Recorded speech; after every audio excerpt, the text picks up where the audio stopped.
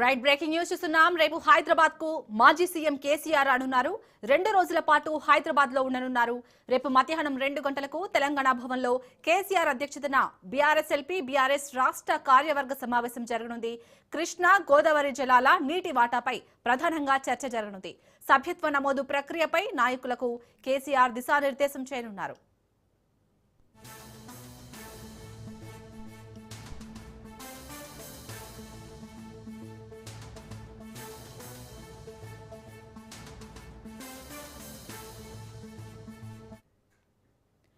రేపు హైదరాబాద్ కు మాజీ సీఎం కేసీఆర్ రానున్నారు. 2 రోజుల పాటు హైదరాబాద్ లో ఉండనున్నారు. రేపు మధ్యాహ్నం 2 గంటలకు తెలంగాణ భవన్ లో కేసీఆర్ అధ్యక్షతన బీఆర్ఎస్ ఎల్పీ బీఆర్ఎస్ రాష్ట్ర కార్యవర్గ సమావేశం జరగనుంది. కృష్ణా గోదావరి జలాల నీటి వాటాపై ప్రధానంగా చర్చ జరగనుంది. సభ్యత్వ నమోదు ప్రక్రియపై నాయకులకు కేసీఆర్ దిశానిర్దేశం చేయనున్నారు.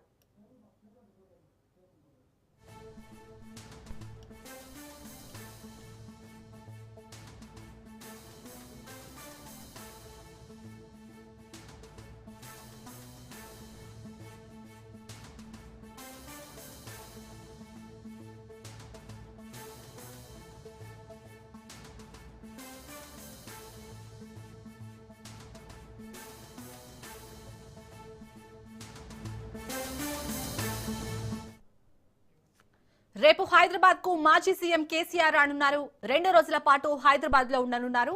రేపు మధ్యాహ్నం 2 గంటలకు తెలంగాణ భవన్ లో కేసీఆర్ అధ్యక్షతన బీఆర్ఎస్ ఎల్పీ బీఆర్ఎస్ రాష్ట్ర కార్యవర్గ సమావేశం జరగనుంది. కృష్ణా గోదావరి జలాల నీటి వాటాపై ప్రధానంగా చర్చ జరగనుంది. సభ్యత్వ నమోదు ప్రక్రియపై నాయకులకు కేసీఆర్ దిశానిర్దేశం చేయనున్నారు.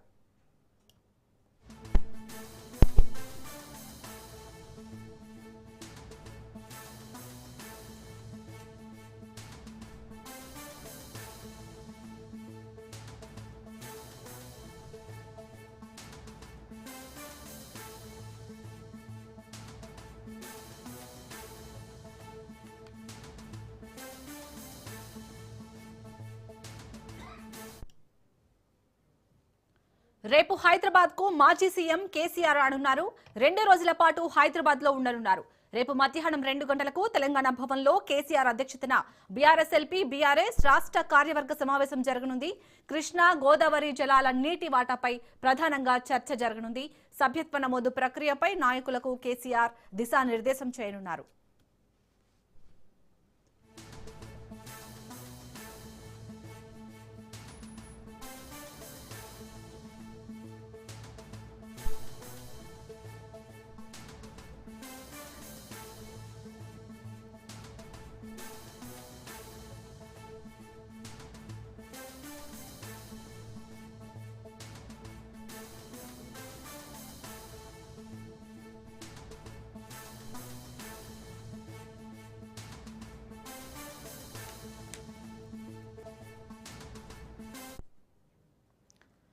రైట్, రేపైతే మాజీ సీఎం కేసీఆర్ హైదరాబాద్ రానున్నారు. దీనికి సంబంధించి పూర్తి డీటెయిల్స్ మా ప్రతినిధి సైదులు అందిస్తారు. సైదులు, రేపు మధ్యాహ్నం 2 గంటలకైతే తెలంగాణ భవన్ లో మన కేసీఆర్ అధ్యక్షతన బీఆర్ఎస్ ఎల్పీ అలాగే బీఆర్ఎస్ రాష్ట్ర కార్యవర్గ సమావేశం జరగబోతున్నట్టుగా తెలుస్తుంది. ఈ సమావేశానికి సంబంధించి పూర్తి డీటెయిల్స్ ఏంటి సైదులు?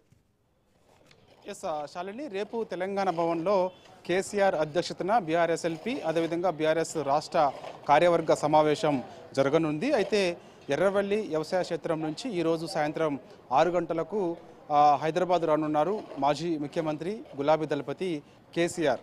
అయితే నందీనగర్ నివాసానికి 6 గంటలకి చేరుకుంటారని మనకి విశ్వసనీయ సమాచారం. అయితే కేసీఆర్ హైదరాబాద్ వచ్చిన తర్వాత రేపు బీఆర్ఎస్ ఎల్పీ అదేవిధంగా బీఆర్ఎస్ రాష్ట్ర కార్యవర్గ సమావేశం ముగిసిన తర్వాత కూడా మరో 2 రోజుల పాటు హైదరాబాద్లోనే కేసీఆర్ ఉండనున్నారు. అయితే ప్రధానంగా రేపు బీఆర్ఎస్ ఎల్పీ అదేవిధంగా బీఆర్ఎస్ రాష్ట్ర కార్యవర్గ సమావేశంలో నీటి వాటాలు ముఖ్యంగా అంటే కృష్ణా గోదావరి నీటి వాటాలకి సంబంధించి తెలంగాణకు రావాల్సినటువంటి నీటి హక్కుల గురించి ప్రధానంగా చర్చ జరగనుంది. వీటితో పాటుగా సభ్యత్వ నమోదు కార్యక్రమానికి సంబంధించి కూడా నాయకులకు కార్యకర్తలకు కేసీఆర్ ఒక దిశానిర్దేశం కూడా చేసే అవకాశం కనిపిస్తుంది. అయితే రేపు మధ్యాహ్నం 2 గంటలకి నందీనగర్ నివాసం నుంచి కేసీఆర్ నేరుగా తెలంగాణ భవన్కి వస్తారు. తెలంగాణ భవన్కి రేపు ఉదయం 10 గంటల నుంచే కొంత అడావుడి ఎక్కువగా ఉండే అవకాశం కనిపిస్తుంది. ఎందుకంటే ప్రస్తుతం ఉన్నటువంటి ఎమ్మెల్యేలందరూ కూడా ఈ యొక్క సమావేశానికి హాజరవుతారు. మాజీ ఎమ్మెల్యేలందరూ కూడా ఈ యొక్క సమావేశానికి హాజరవుతారు. అదేవిధంగా ప్రస్తుతం బీఆర్ఎస్ పార్టీకి ఉన్నటువంటి 4 రాజ్యసభ సభ్యులు ఈ సమావేశానికి హాజరవుతారు. మాజీ ఎంపీలందరూ కూడా ఈ సమావేశానికి హాజరవుతారు. ఇక జిల్లా పార్టీ అధ్యక్షులు కూడా ఈ సమావేశానికి హాజరవుతారు. కాబట్టి ఇక వారిని ఉద్దేశించి కేసీఆర్ గంట సేపు మాట్లాడే అవకాశం ఉంది. ముఖ్యంగా గోదావరి నీటి వాటాకు సంబంధించి ఆనాడు బీఆర్ఎస్ పార్టీ 10 ఏళ్ళు అధికారంలో ఉన్నప్పుడు ఒక్క చుక్క నీరు కూడా తెలంగాణకు రావాల్సినటువంటి నీటి వాటా విషయంలో వదులుకోలేదు. కానీ ఇవాళ కాంగ్రెస్ పార్టీ అధికారంలోకి వచ్చిన తర్వాత నీటి వాటా విషయంలో తెలంగాణకు రావాల్సినటువంటి కృష్ణా జలాలు కానీ అదేవిధంగా గోదావరి జలాలకు సంబంధించి కానీ నీటి వాటా విషయంలో నిర్లక్ష్యం వహిస్తుంది. తద్వారా ఖచ్చితంగా తెలంగాణ రాష్ట్రానికి అన్యాయం జరిగే అవకాశం ఉంది. రైతులందరూ కూడా చాలా ఇబ్బందులు ఎదుర్కోవాల్సిన పరిస్థితి వస్తుంది.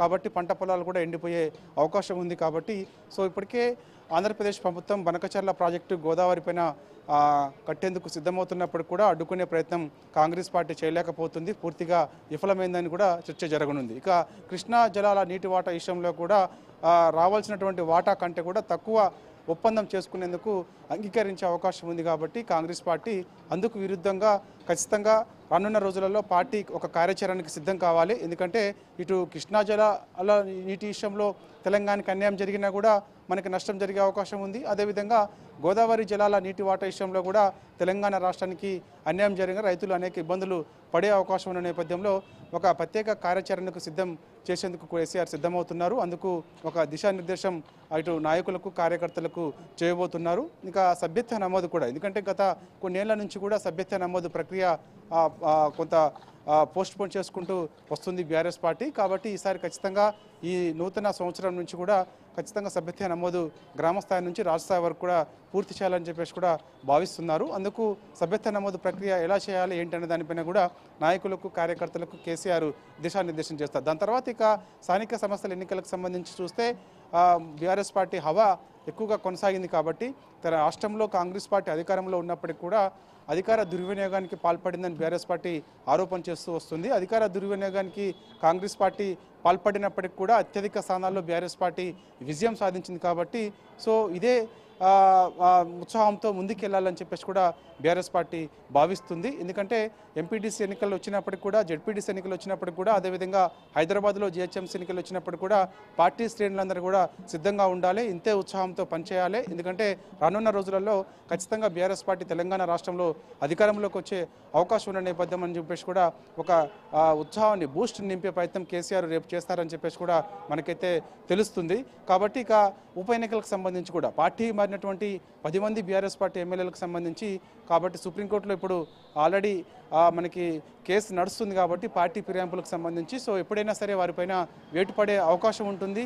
తెలంగాణ రాష్ట్రంలో ఉప ఎన్నికలు వస్తాయని బీఆర్ఎస్ పార్టీ చెప్తూ వస్తుంది. కాబట్టి ప్రధానంగా దీనిపైన కూడా చర్చ జరిగే అవకాశం ఉంది. ఉప ఎన్నిక ఎప్పుడు వచ్చినప్పటికీ కూడా ఖచ్చితంగా బీఆర్ఎస్ పార్టీ హవా కొనసాగుతుంది. కాబట్టి అది ఖచ్చితంగా కంటిన్యూ చేయాలని చెప్పేసి కూడా ఒక దిశానిర్దేశం అయితే నాయకులకు కార్యకర్తలకు ఇటు కేసీఆర్ దిశానిర్దేశం చేసే అవకాశం అయితే కనిపిస్తుంది. కాబట్టి చాలా రోజుల తర్వాత తెలంగాణ భవన్కి కేసీఆర్ వస్తున్న నేపథ్యంలో అందరూ కూడా చాలా ఉత్సాహంతో ఎదురు చూస్తున్నారు. ఎందుకంటే తమ బాస్ ఎప్పుడు వస్తారు తెలంగాణ భవన్కి అని చెప్పేసి కూడా నాయకులు కార్యకర్తలు అందరూ కూడా ఎంతో ఉత్సాహంతో ఎదురు చూస్తున్నారు. కాబట్టి ఈరోజు సాయంత్రం 6 గంటలకు నందినగర్ నివాసానికి కేసీఆర్ చేరుకుంటారని చెప్పేసి కూడా మనకైతే సమాచారం అందుతుంది. ఈరోజు రాత్రి అక్కడ ఉన్న తర్వాత రేపు మధ్యాహ్నం 2 గంటలకు తెలంగాణ భవన్కి కేసీఆర్ వస్తారు. కేసీఆర్ వచ్చిన తర్వాత వెంటనే మనకి సమావేశం ప్రారంభమవుతుంది. ఈ సమావేశంలో అనేక అంశాలు, ముఖ్యంగా పార్టీ బలోపేతం కానీ, అదేవిధంగా సభ్యత్వ నమోదు కార్యక్రమానికి సంబంధించి కానీ, అదేవిధంగా కృష్ణా, అదేవిధంగా గోదావరి ఈ నీటి వాటా విషయంలో కూడా ప్రత్యేకంగా చర్చ జరగనుంది. దీని తర్వాత చర్చ ముగిసిన తర్వాత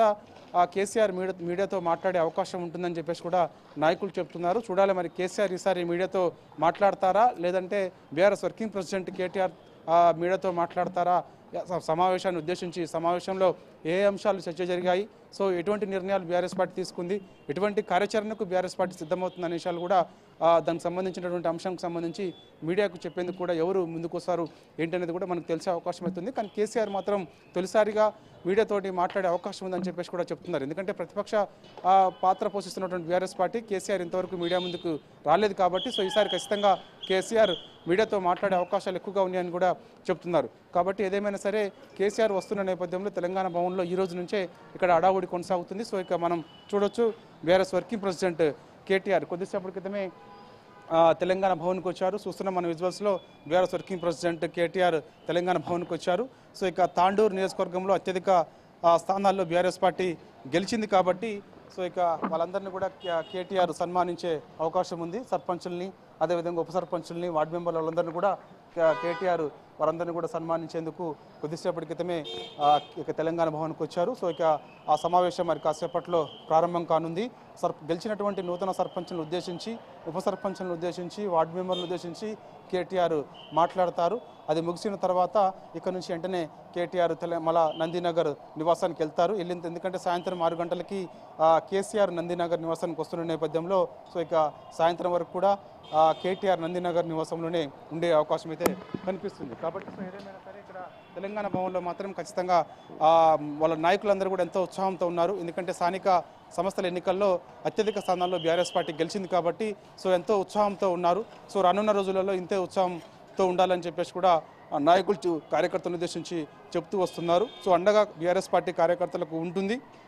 సో అధికార దుర్వినియోగానికి కాంగ్రెస్ పార్టీ పాల్పడినప్పటికీ కూడా అత్యధిక స్థానాల్లో బీఆర్ఎస్ పార్టీ విజయం సాధించిందని చెప్పేసి కూడా అంటున్నారు. అక్కడక్కడ 1-2 ఓట్లతోటి ఓడిపోయినప్పటికీ కూడా నైతిక విజయం బీఆర్ఎస్ పార్టీది అని చెప్పేసి కూడా చెప్తున్నారు. కాబట్టి సో ఈ అంశాలన్నీ కూడా ప్రధానంగా చర్చ జరిగే అవకాశం ఉంది. ఇక కేసీఆర్ వస్తున్న నేపథ్యంలో చాలా బూస్ట్ నింపే అవకాశం ఉంది నాయకులకి, కార్యకర్తలను కూడా చెప్తున్నారు. సో ఈ సమావేశంలో చాలా అంశాలు చర్చకు వచ్చే అవకాశం కనిపిస్తుంది. కాంగ్రెస్ పార్టీ అధికారంలోకి వచ్చిన తర్వాత ఈ యొక్క 2.5 ఏళ్ల పాలనకు సంబంధించి ప్రధానంగా చర్చ జరిగే అవకాశం ఉంది. ఆనాడు కాంగ్రెస్ పార్టీ ఇచ్చినటువంటి హామీలపైన ప్రధానంగా చర్చ జరిగే అవకాశం ఉంది. ఎటువంటి హామీలు ప్రజలకు ఇచ్చింది, ఏ హామీ నెరవేర్చింది, ఏ హామీ నెరవేర్చలేకపోయింది, ప్రస్తుతం రైతులు ఎటువంటి ఇబ్బందులు పడుతున్నారు, మహిళలు ఎటువంటి ఇబ్బందులు ఎదుర్కొంటున్నారు, నిరుద్యోగులు ప్రధానంగా ఎదుర్కొంటున్నారు. ఎందుకంటే కాంగ్రెస్ పార్టీ అధికారంలోకి వచ్చిన తర్వాత 2 ఏళ్ల తర్వాత 1,00,000 ఉద్యోగాలు ఇస్తామని హామీ ఇచ్చారు. ఇప్పుడు 2 ఏళ్లు పూర్తి చేసుకున్నారు. ఎక్కడ కూడా 1,00,000 ఉద్యోగాలు ఎక్కడ కూడా ఇవ్వలేదు, 2 లక్షల ఉద్యోగాలు కూడా ఎక్కడ ఇవ్వలేదు. కాబట్టి సో ప్రధానంగా వీటిపైన కూడా చర్చ జరిగే అవకాశం అయితే కనిపిస్తుంది. కాబట్టి ఈరోజు సాయంత్రం 6 గంటలకు ఎర్రవల్లి వ్యవసాయ క్షేత్రం నుంచి కేసీఆర్ తెలంగాణ నందినగర్ నివాసానికి బంజారా హిల్స్లో ఉన్నటువంటి కేసీఆర్ నివాసానికి వస్తారు. సో రేపు మధ్యాహ్నం 2 గంటలకి తెలంగాణ భవన్లో బీఆర్ఎస్ ఎల్పీ అదేవిధంగా బీఆర్ఎస్ రాష్ట్ర కార్యవర్గ సమావేశం కేసీఆర్ అధ్యక్షన జరుగుతుంది. Shalini. Right, thank you Saidulu. బుల్టన్లో షార్ట్ బ్రేక్ తీసుకుందాం. Stay with us.